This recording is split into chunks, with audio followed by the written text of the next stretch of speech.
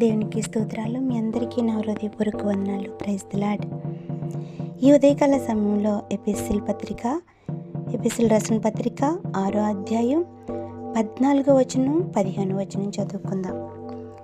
ఏలయనగా మీ నడుమునకు సత్యమను దట్టి కట్టుకుని, నీతి అను మైమరుపు తొడుగుకుని, పాదములకు సమాధాన సువార్త వలనైన సిద్ధ మనసును జోడు తొడుగుకొని నిలువబడుడి. దేవునికి స్తోత్రం. హల్లెలూయా. ఈ ఉదయకాల సమయంలో దేవాదేవుడు నాతోనూ మీతోనూ కూడా మాట్లాడుతున్న మాట ఏంటంటే, మనమంటండి మీ నడుమునకు సత్యం అనే దట్టి కట్టుకొనంట, నీతి అనే మైమరుపు అంటే ఒక కవచాన్ని తొడుగుకుని, పాదములకు సమాధాన సువార్త వలనైన సిద్ధ మనస్సు అని జోడు తొడుక్కుని మనము నిలబడాలంట.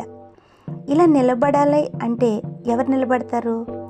దీనికి ఈ మాటలకి ఏంటి సాదృశ్యంగా ఉందంటే, ఒక సైనికుడు యుద్ధానికి సిద్ధమవుతున్నప్పుడు ఎలా ప్రిపేర్ అవుతాడంటే, నడానికి ఒక దట్టి కట్టుకుంటాడు, ఒక బలమైన దట్టి కట్టుకుంటాడు. ఆ దట్టి మన జీవితాల్లో మనం క్రైస్తవులుగా దేవుని బిడ్డలుగా మనం ఉన్నప్పుడు, దేన్నైనా ఎదిరించడానికి మనం వెళ్తున్నప్పుడు మన నడానికి ఏం కట్టుకోవాలంట? సత్యము అనే దట్టి మనం కట్టుకోవాలంటండి.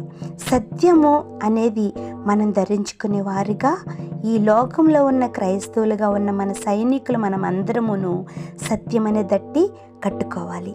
అలాగే నీతి అను మైమరుపు అంటే ఒక కవచాన్ని తొడుక్కోవాలి. ఎవరు తొడుక్కోవాలి? నీతి అంటే క్రైస్తవులుగా ఉన్న సైనికులమైన మనమందరము కూడా. అదే యుద్ధానికి సిద్ధమవుతున్న సైనికుడు అంటండి మనకి ఒక కవచాన్ని తొడుక్కుంటాడు.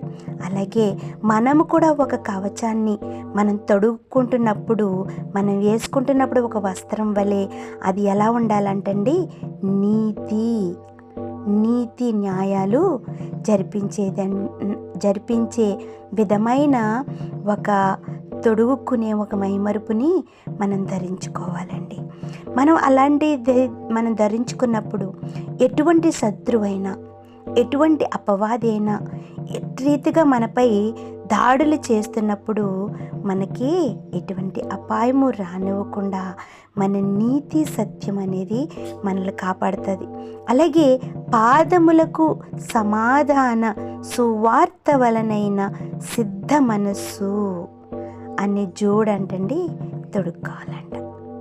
మరి సైనికుడు వెళ్తున్నప్పుడు మామూలుగా వెళ్ళిపోతాడండి కాళ్ళకి చెప్పులు లేకుండా? లేదు కదా. ఒక బలమైన జోడు మాత్రం తొడుక్కుంటాడు. ఒక షూ లాంటిది కానీ ఒక బలమైనది జోడు తొడుక్కుంటాడు. ఎందుకంటే తన యుద్ధంలో పరిగెట్టడానికి కానీ, అలాగే ఎటువంటి గాయము తగలకుండా తన పాదాలని కాపాడుకోవడానికి చాలా విలువైనది జోడు తొడుక్కుంటాడు. మనము కూడానండి, మనం క్రైస్తవులుగా మనం ఉన్నప్పుడు, మనము సువార్త చెప్పడానికి వెళ్తున్నప్పుడు మరి మన పాదాలకి ఎటువంటి గాయం తగలకూడదు కదా. మన పాదాలకి గాయం తగిలిందనుకోండి మనము కృంగిపోతూ ఉంటాము. ఎటువంటి రీతిగా మనం ఉండాలంటే, పాదములకు శాంతి. సమాధానం అంటే ఒకరి పట్ల ఒకరము సమాధానం కలిగి ఉండాలి, శాంతి కలిగి ఉండాలి. అందుకే కదండి అనేక మంది దైవజనులను కూడా హింసిస్తున్నప్పుడు, దూషిస్తున్నప్పుడు, చెప్పులతో కొడుతున్నప్పుడు, వాళ్ళపై రాళ్ళు రువ్వినప్పుడు, వాళ్ళపై అది పెంట నీళ్లు చిల్లినప్పుడు కూడా వాళ్ళు ఏం కలిగి ఉన్నారు? శాంతి సమాధానం కలిగి ఉన్నారు. అలాంటి మనసును మనము కూడా కలిగి ఉండాలి. అలా కలిగి ఉన్నప్పుడే మనం క్రైస్తవులమనే ఒక సైనికులుగా ఉంటాము. మళ్ళీ చూడండి 16వ వచనంలో కూడా, ఇవన్నీ కాక విశ్వాసమును డాలు పట్టుకొనిడి. డాలు కూడా పట్టుకుంటాడు కదా. మరి సైనికుడు వెళ్తున్నప్పుడు ఏదన్నా బాణం వచ్చినప్పుడు, ఏ ఈటైనా వచ్చినప్పుడు తన చేతికి పట్టుకుని ఒక డాలుని పట్టుకుని అడ్డం పెట్టుకుంటూ ఉంటాడనమాట. అవి సైనికుడికి తగలకుండా. మనము కూడా ఒక డాలు అంటే ఎటువంటిది పట్టుకోవాలంటండి? విశ్వాసం, నమ్మకం. మన దేవాది దేవుడు మన పట్ల గొప్ప కార్యం చేస్తాడు.